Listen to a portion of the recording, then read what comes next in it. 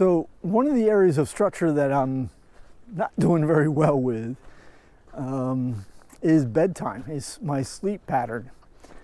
All right, when I worked at IBM, kind of my routine was sometime after dinner, I would check my calendar for the next day and see when my first meeting is. Back up from that a couple hours so I could check email and see if there's anything coming in, especially pertaining to that meeting. And then back up from that the number of hours of sleep I wanted, and that's when I went to bed. Well, I don't really have meetings anymore. Occasionally something for the VM workshop or Hire Here's USA, but those usually aren't at the break of day. And so with that, there's a lot of times where I find myself not wanting to go to bed. Either I'm running down a rabbit hole, looking at something in terms of research, or there's been a number of nights if I have the TV on and oh look, Mr. Mom, movie with Michael Keaton is on, which I thought was a great movie. And I'm like, oh, it's 11:30, 12 o'clock at night, but I'm going to watch it because I love that movie and because I can. So as a result of that, that's kind of screwed up my sleeping pattern. So that's something I'm going to be working on. Now, that does make it easier, if you don't get up till late. Staying on your feet until 2 p.m. is a little easier. So I occasionally have to adjust that rule and stay on my feet until the sun goes down. But again, we're a work in progress there. Now, there's been some people that have commented that, well, Bill, if you got a dog, you wouldn't have any problem getting up. Somebody would get you up early anyway. So that's another thing for me to ponder. I mentioned earlier the staying connected with people, social interactions, and that whole model has changed a lot for me. In the past, most of the people in my circle I would see over the course of 48 hours, right? And so as things come up, you share it with them and so forth, but now it's very different. And there's times where I feel like I forget who I told what to, and I repeat those stories. So maybe these videos will make it a little easier because I can just tell them here and then you can check that out. But with that, so if any of you hear me repeating myself, just say, hey, Bill, we heard that one already, right? Also, kind of something that I've learned is trying to gain balance on how I look back and how I look forward. I did have a great career, and at times it's fun to think about the different things, to reminisce and look at the accomplishments from that. But I've also learned I've had to be careful about that, because while that was great, there are times where I can start falling into the belief that my best years are behind me. My accomplishments, my impact are behind me, and that's a lie, right? Granted, I'm not as spry as I was in 1985, but I'm still spry enough. And I got a lot of years of experience and a lot of mistakes I made that I can try to help make sure other people don't make those mistakes. And so I think that's something I'm still processing. And it was kind of providential again. Actually, my financial advisor actually gave me a copy of the book, See Your Future Self Now, which really talks about, not just looking back and trying to figure out who you are by what you were, but figuring out what you want to be, right? And so that really made me think about things differently and wake me up a little bit to this idea that, I still got quite a few, hopefully good years ahead of me, and what can I do with them? Right, now, that's not to say we want to forget about the past altogether, because that's where I've learned a lot of things that have made me who I am by the past. So again, you want to balance that looking backwards versus looking forward. So not quite as nice a day as the last day I was with y'all. It's about 30 degrees. I'm here at Greenwood Park, which is part of the Broome County Park System. It's a great park. Got quite a bit of trails here. The trails are nice and wide. Many of them are groomed for cross-country skiing when there is snow and snowshoeing. There's also a pond for fishing, swimming. They rent some boats there as well in the summer. A lot of picnic areas, a lot of things to do here. Just a great park you want to check out sometime. Another thing that's changed is reading. I mentioned one book already. Just having more time to read than I have before. And so that's been a lot of fun.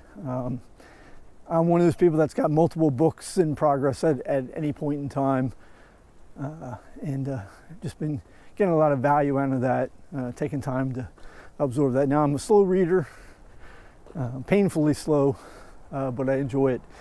In fact, I made a note to myself that I want to share in one of the future videos here just some of the stuff I'm reading and kind of where my interests are there, what's been helpful. So we'll definitely be doing that. So another thing is, because connections to people has been a lot different, more sporadic than in the past, I find that I've been repeating myself more than in the past. Yeah, okay, thanks, Glenn. Yep, there I go again. So, talked about the 2 p.m. rule. One of the things that changes with that is I'm moving a lot more than I'm just sitting at my desk for 10 hours a day when I was working or whatever it was. And so with that, I've been able to shed a little weight now. Some of that weight loss is really just because I gained way more than I should have during the pandemic. I have some good willpower, but my won't power needs some work. So that's one thing that's been really positive. Looking forward to more of that. And also probably just as importantly is stress levels. Now I know at IBM I didn't have the stress of a first responder, or it kind of makes me shudder, the stress of a middle school teacher. Superheroes in my book. But there was stress, and so with that being gone and just being able to get more exercise and stuff, my blood pressure is down noticeably. Not that it was really super high to begin with, and I'm fortunate enough to not have medication for that, but it was still something keeping an eye on, and that's down, and so that's a bonus. So even with that though, I know at times I'm still puffing for air a little bit on these hikes and walks, so hopefully you can still hear me okay with that. It is nice that I've been able to do more physical stuff or spend more time doing physical things. With that, one of the changes has been I go through a lot more Band-Aids. I am constantly, falling off logs or whatever, cutting myself, different things like that. And so I just noticed that a box of Band-Aids that would last me 5 years is kind of going through pretty quick. From all sorts of little things, nothing major. I try to do things safely. Also kind of with that is my wardrobe in general has obviously changed. Even more so in the pandemic when it was like sweatpants, right? The business casual, over half of that was donated to charity. I still will put that on when I'm doing the docent business and things like that. But otherwise, it's a lot more casual, jeans or hiking pants or whatever. And I'm doing laundry a little bit more often because there's a lot more mud and sweat than there was in the past. So that's been a change there. But again, I think a change for the good. Also kind of with that, I've been eating better. I know some of you would say I still don't eat well. And that's an area maybe I'll be exploring here in the coming year. But it's just nice to do that. And some of that could be just the fact that I am not as in big a hurry to eat as I used to be, right? Don't just grab something fast. I know when I retired, a lot of people asked me, Bill, what's the first thing you're going to do? And I told a lot of them, and they thought I was joking. I said, I'm going to sit down and have a proper breakfast. Now, by proper breakfast, I mean like a Hobbit-based breakfast. One where I got both eggs and waffles. I got some bacon going, maybe some home fries in there as well. Juice and coffee, and eating it at a table. And I did, and it was awesome. So I do want to take some time here to thank all of you that have been giving me words of encouragement and feedback on these videos. It means a lot to me. I was a little nervous going into this. I had a few people that helped reassure me before I even launched it that it was a good thing to try, right? And I'm okay with just making it up as we go. So keep the feedback coming. Yeah, there was comments about getting a blooper reel. Maybe we'll keep that trip in for this one. So we got quite a bit of wind now. Got some snow coming down. Hopefully you can still hear me. So balance continues to be important in retirement as well as it was in life.